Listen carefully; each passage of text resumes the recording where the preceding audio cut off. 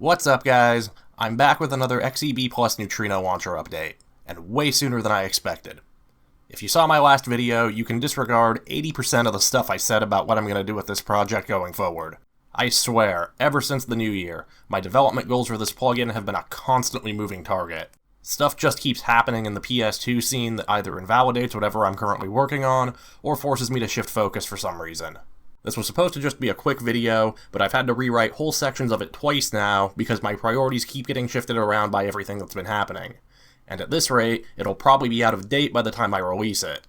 So, before we get to the latest update, I'm just going to lay out everything that's gone down in the past month in terms of my development process.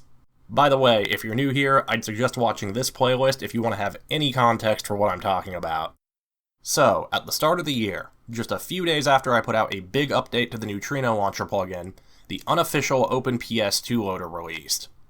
I thought this thing had just made the majority of my work on the XEB plus Neutrino Launcher redundant, and I made a whole video about it. Well, come to find out, UOPL was abandoned by its developer after about a day, and the whole project crashed and burned in under 2 weeks. I was invited to join the UOPL project as a maintainer after my video about it, then just a few days later the GitHub repository and all the source code was taken offline. I'm not exactly privy to what happened or why, but it sounds like there may have been some drama behind the scenes. So while that was going down, I resumed work on the Neutrino Launcher plugin and released version 2.5, which I thought was going to be the last major update of the standalone plugin. My plan was to merge my plugin with XMB Pro, which is a theme/major overhaul of the XEB Plus dashboard. The main reason I wanted to do this is because XMB Pro contains its own implementation of Neutrino that's incompatible with my plugin, so I wanted to combine the two in order to avoid splitting the XEB Plus user base. That merger is no longer happening though, because HeroTex, the developer behind XMB Pro, is no longer updating that project. Now, I actually knew that going in, and my plan entailed basically picking up where he left off. What I didn't know at the time, though, is why he'd stopped working on XMB Pro. XEB Plus is still in pre-release, with a full 1.0 version expected to come out sometime. It was confirmed to me by the lead XEB Plus developer, Howling Wolf, that the full release will not obsolete any community-developed plugins, including mine. However, I've learned more recently that the same does not extend to themes.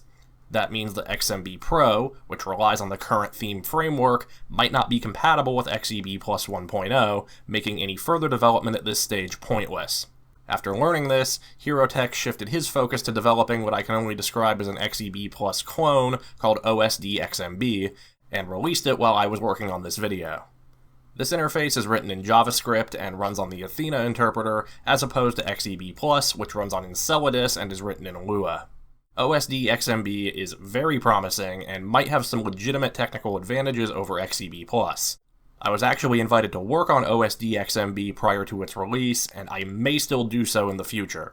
But after learning of its existence, I decided it would be best to temporarily halt development on any sort of Neutrino frontend while I waited a couple weeks to see if anything would happen with either XEB Plus or this new project.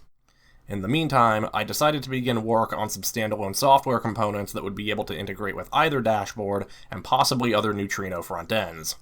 The software components I have in mind need to be developed with the main PS2 SDK. I've heard that the SDK can be buggy, and that's an understatement. It took me about 2 days just to get the SDK tools up and running on my computer. I could honestly make an entire video about the adventure I went on to get it set up. There are multiple versions of the tools, multiple ways to install and run those tools, and setup guides that are either out of date or lacking detail. Every version of the SDK I tried would not compile anything other than the included sample projects, and the errors they gave were either too vague to be useful or non-existent. The only exception I found was a pre-compiled Windows version of the SDK that dated from 2018. So now my PS2 development setup consists of a virtual Linux environment, running inside a Windows application that's running via Wine on top of an actual Linux environment. And this all somehow works better than compiling and running everything natively.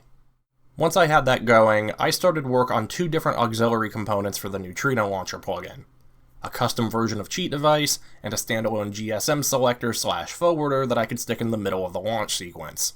After a couple days of working on both of these, I learned that there was a new stable release of Neutrino. So I had to drop what I was doing and go update the Neutrino launcher with that. Feature-wise, this new release is exactly the same as the development build I updated the plugin with last time, and I would have just waited if I knew this was coming out. So I put a small update out that's basically the same thing as the previous update, but theoretically more stable now.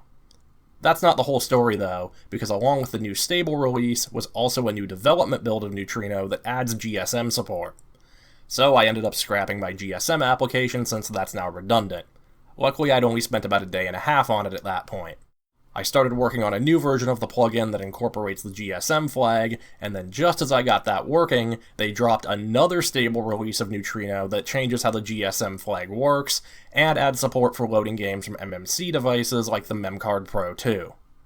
Luckily, I had already ordered a Memcard Pro 2 just a few days before this release, big thanks to my YouTube members for making that happen. However, as of writing this, it's still going to be about another week until I actually get it. So even if it's here by the time this video goes out, I likely won't have had time to actually add support for it to the plugin, though that is coming in the next update. The update process this time around is the same as usual. Just extract and replace the Neutrino launcher files on your flash drive. The one potential issue you may encounter is there's a small chance that a configuration file from a previous version of the plugin can cause this one to misbehave. If you run into that, or just want to avoid the risk of that happening entirely, you can delete the Neutrino launcher folder under XEB+/CFG on your USB drive, though that will set everything back to default and any artwork will need to be recached. In the plugin itself, the only real difference from an end-user perspective is the addition of the GSM setting in the context menu. Selecting this option and pressing X will cycle between 5 different GSM modes. Off, which is the default, disables GSM. Progressive forces the current game to run at the progressive scan equivalent of its default resolution, so that's 480p for NTSC games and 576p for PAL. Progressive 2x is the same thing, but with line doubling enabled.